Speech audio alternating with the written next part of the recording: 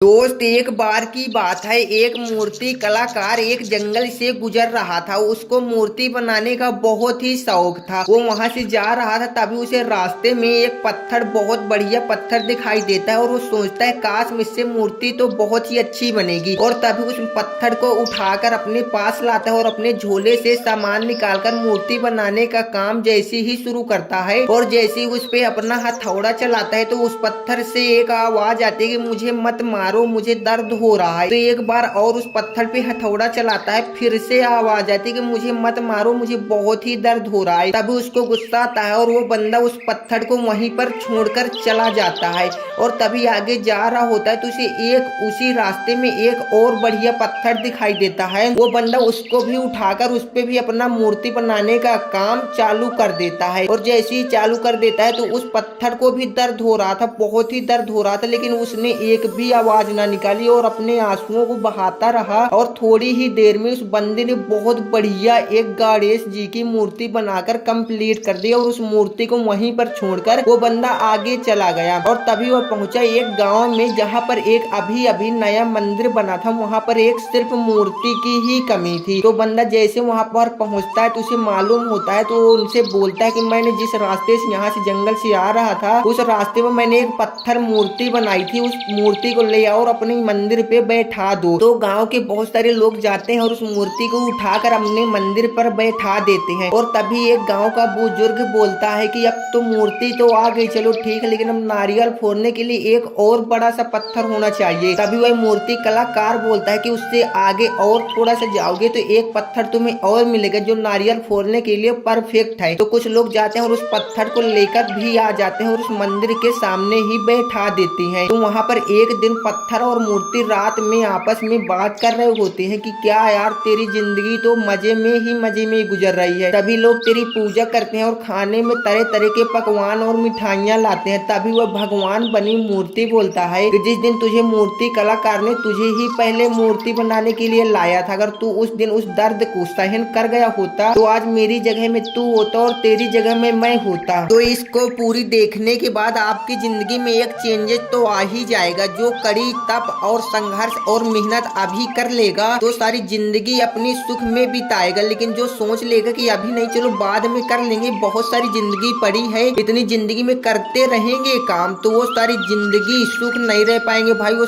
हमेशा अपने आंसुओं को हो पहुंचते रह जाएंगे। जो शुरू में अपने आंसुओं को थोड़ा दर्द में कठिनाइयों में अपनी जिंदगी गुजार लेंगे ना, जो 20 से 25 साल का होता है, उसमें अगर वो आंसुओं और दर्द सह जाएंगे ना तो सारी जिंदगी सुख में बिताएंगे भाई। तो अब तय आपको करना है कि सारी जिंदगी सुख आपको रहना है, जो सारी जिंदगी दर्द में किसे बिताना है ये आप तय खुद कर सकते हो। किसी शायर ने क्या खूब लिखा है कि पंख को खोल जवाना उड़ान देखता है, पंख को खोल जवाना उड़ान देखता है, जमी पे बैठ के क्या आसमान देखता है। मिला है हुस्न तो इस हुस्न की हिफाजत कर, मिला है हुस्न तो इस हुस्न की हिफाजत कर, तुझे तो सारा जहां देखता है, तुझे तो सारा जहां देखता है।